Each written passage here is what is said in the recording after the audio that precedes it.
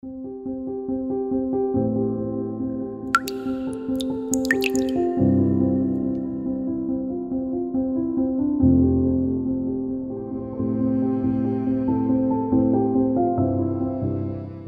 я бы хотел тоже вот задеть те вещи, которые транслируются на наши дни. Вот у шумеров в Гильгамеше, да, есть такой момент, когда люди собираются идти в священную кедровую рощу, охраняемую демоном Хумбаба. Есть такой момент. Вот там не случайно деревья называются священными. Но мы попытаемся это объяснить тоже с разумной точки зрения. В момент переселения у шумеров, да, деревянная дверь стоила дороже, чем сам дом. И они с собой брали только дверь.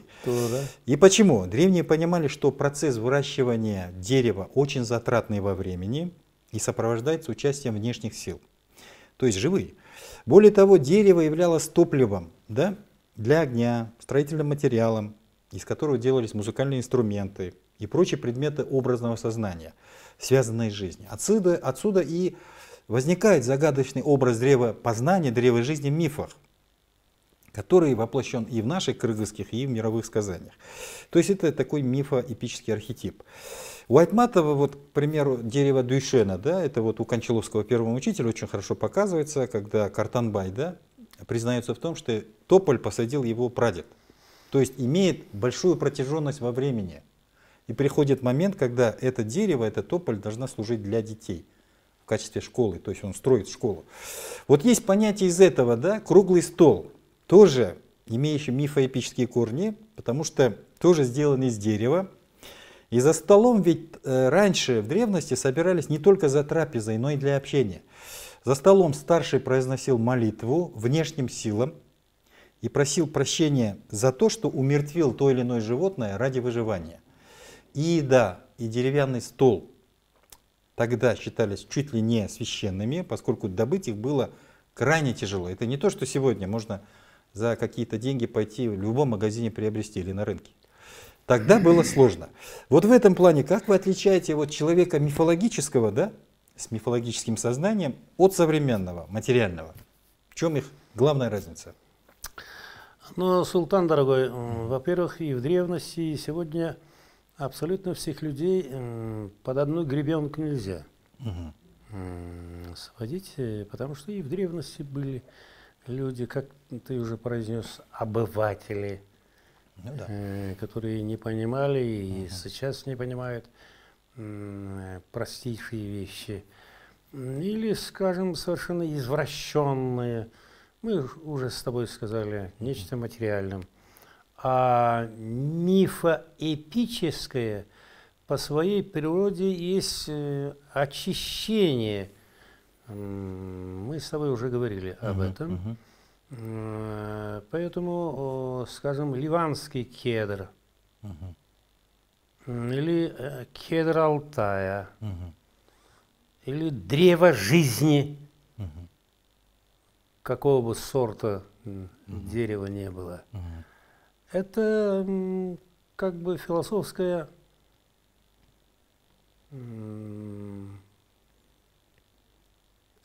находка древнего человека, что человечество должно развиваться как древо жизни, у которого очень глубокие корни, которые уходят во все глубины и во все стороны.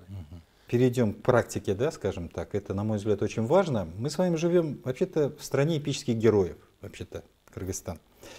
И здесь, наверное, будет уместно поговорить о реализации кыргызского эпоса.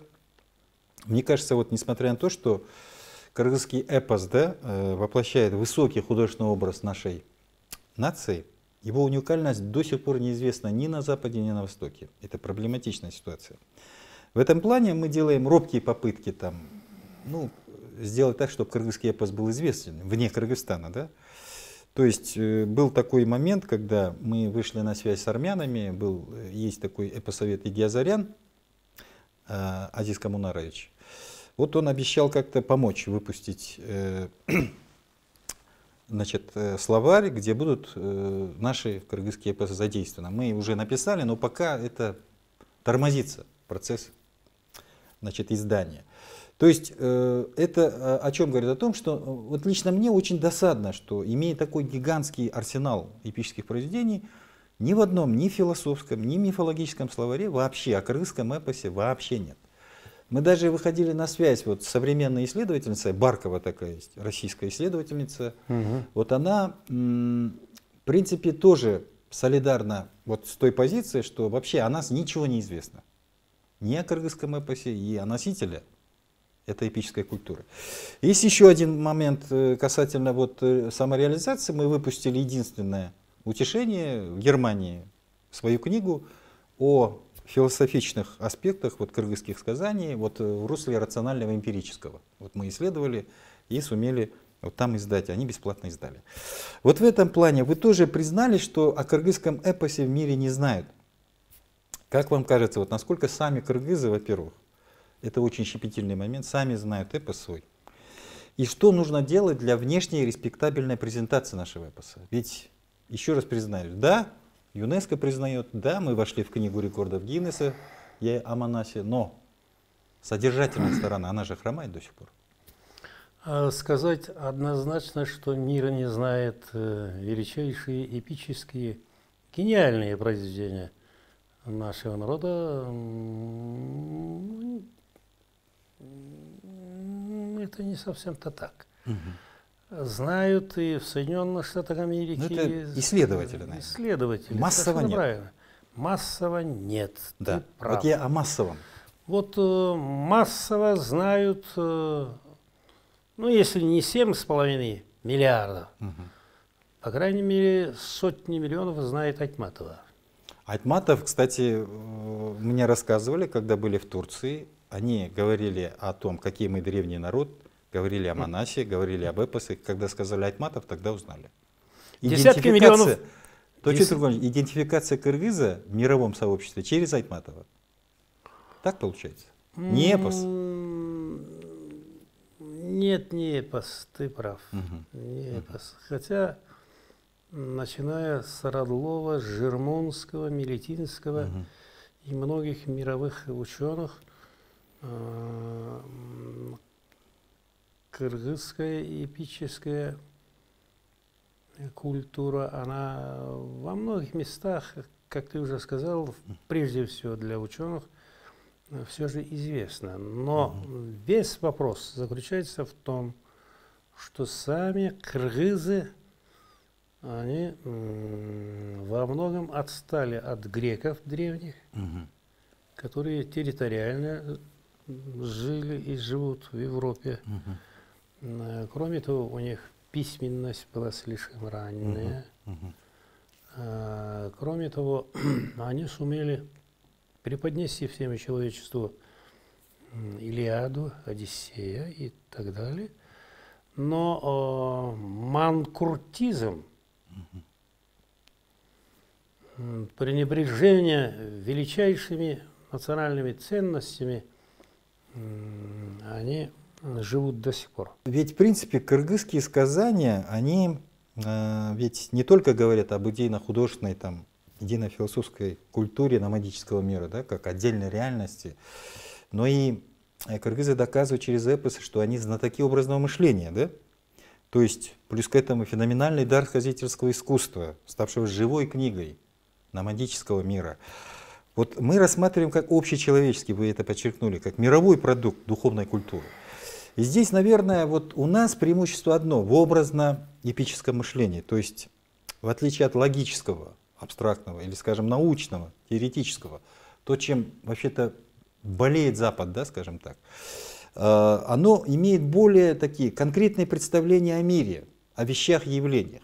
Вот, скажем, для объяснения даже это очень просто. Допустим, человеку, который живет, допустим, вне цивилизации, как ему объяснить, что такое самолет, да? Я сравниваю. Европейский человек придет с 10 томами научных книг о самолете, в которых он не разберется и не поймет на своем родном языке. А образный человек, он преподнесет как? Вот я из бумаги могу сделать самолет и сказать ему, это вот самолет только в 1000 раз больше. Вот это и есть образное мышление. И в этом много преимуществ. И здесь необходимо подчеркнуть, что в системах, ну, мы говорим один народ и остальной мир, ведь речь идет об этом, человек и мироздание, то есть этнос и мироздание. Сказание кыргызов продолжает и сегодня играть доминирующую роль, да, в диалоге с духовными сегментами Запада и Востока, ведь наш сказовый жанр, он жив, он отражает исторически как вертикальный конно-кочевой дух народа, кыргызский, да, и так и сухопутный тип мышления. Вот вы сказали, греки, они обошли, но это были морские. Рядом было Средиземное море, точно так же, как и англичане, скандинавы, это морские эпические народы, а мы сухопутные. Как вы думаете, вот в этом срезе кыргызский эпос имеет какие-то преимущества перед мировыми сказаниями? Я не говорю, что наши лучше. Я имею в виду, какие. Вот я об одном преимуществе сказал. Образное мышление эпическое, оно более конкретно. И это имеет мировой смысл, мировой контекст. А на ваш взгляд, как? Я бы не отказался от слова «самое лучшее». Все-таки. А это некорректно? Да потому что, Султан, да потому что ученый должен делить все мифические творения народов мира на 3 этажа. Так. На вершине этих этажей это гениальные произведения. Чуть ниже это великие произведения. Так. А еще ниже это талантливые произведения.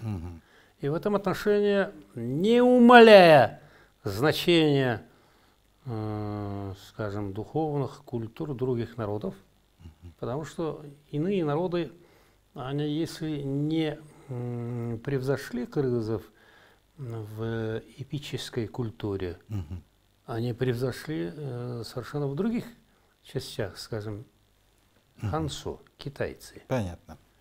Я часто думаю, а почему 1,5 миллиарда китайцев еще в древнейшие времена, во времена Шихуанди, это было 50 миллионов человек. А кыргызы никогда не были 50 миллионов. Ну, естественно. Даже 10 миллионов. Ну, да. Но, оказывается, здесь не количество играет, а, как ты уже сказал, образное, философское, мифологическое освоение мира. В этом отношении кыргызы превзошли. Все-таки, да? Превзошли... Ну, сейчас, Султан, погоди. Я поверю вам. В этом отношении кыргызы превзошли не только китайцев, но и очень многих народов. Потому что мировая наука сегодня признает, что Манас является самым гениальным произведением. Вот наши поиски, да, показывают, что если вот мировые мифы к очеловечиванию богов, да, приходят через месопотамские, ну, это зверобоги, да, или египетские зверолюди, или греческие по подобию людей варианты, то кыргызы начинают свое творчество именно сразу с мифа эпического, а именно с мотивов об очеловеченной природы, о героях, мироздании, где превалирует именно антропный фактор, да, то есть как родовой, клановый и как этнический. Общекыргызский феномен. То есть герой двухмерен, отражая как бы ценностную ориентацию и отдельного рода, и целого этноса. Это касается всех групп кыргызских сказаний в большей степени. Тем самым кыргызы как бы подтверждают вот гегелевское понимание эпоса как процесса, ну скажем так, возникновения логоса, да, выделения сознания и появления философской рефлексии, преодолевая тем самым эпическую границу Гегеля. Гегель об этом очень хорошо писал. А вот какова на этот счет ваша позиция?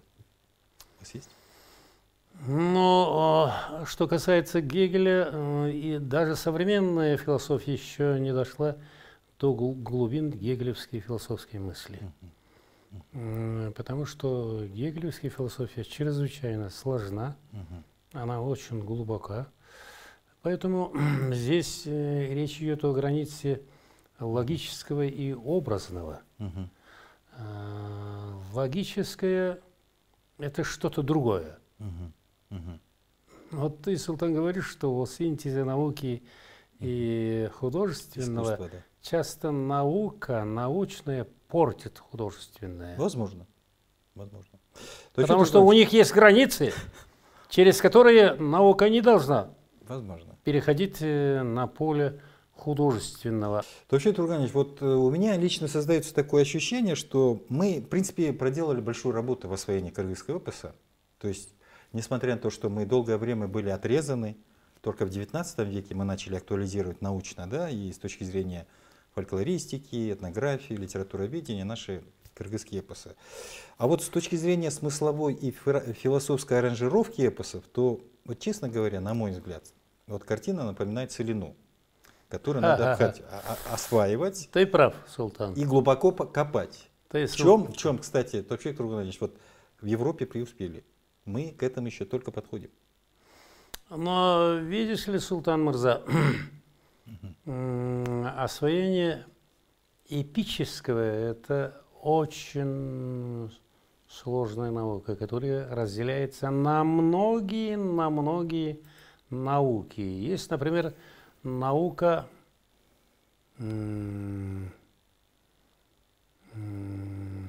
текстология. О чем ты начал говорить? Текстология. Ну, да. Мы знаем, читаем текст, а мы знаем только поверхностные стороны. Так. Или даже мы читаем, а мы не можем дойти до такого понимания, когда, скажем, например, скажем, патриотизм. Патриотизм. Любой человек должен быть патриотом своей страны, своего народа. Да? Так, но на каком уровне патриот, это другой вопрос. Ну, да. Но только в Манасе, в мировой эпической культуре, в мировом профессиональном искусстве, только в Манасе есть совершенно другая форма патриотизма. Вторая форма. Скажем, Ханзу Алмамбет, сын великого, одного из великих руководителей древнего Китая. Его зовут Сошоя, а мы говорим Алмамбет. Он через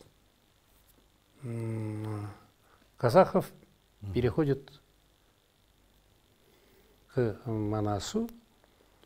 Шаг за шагом он убеждается в величии кыргызской нации. Товчей Турганович, все-таки я должен...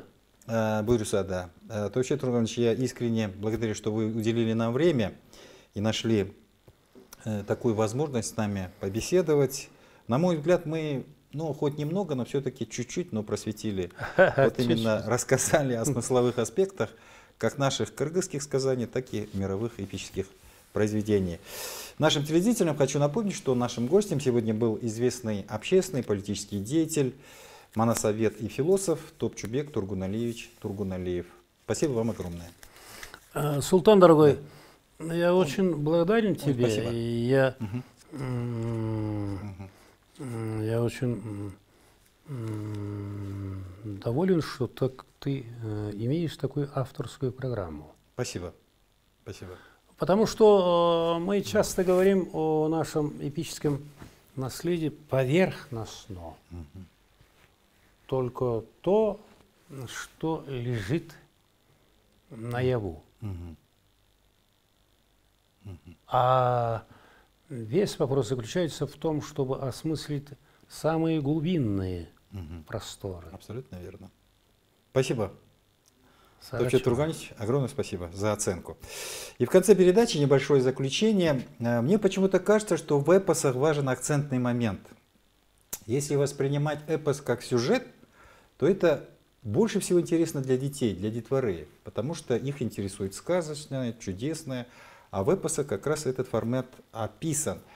А вот если поменять акцент на понятия, на категории, независимо от того, какие они философские, не философские, эпос становится глубоким, духовным, фундаментальным продуктом.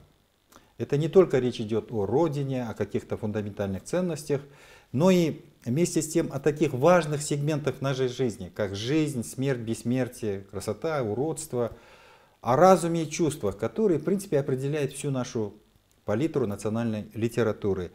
И вот с этой позиции, наверное, нужно исходить, поскольку именно в этой ипостаси эпос будет актуален и вечен от Ромула до наших дней. На этом я завершаю сегодняшнюю программу. Искренне благодарю вас за внимание и желаю вам всего самого наилучшего.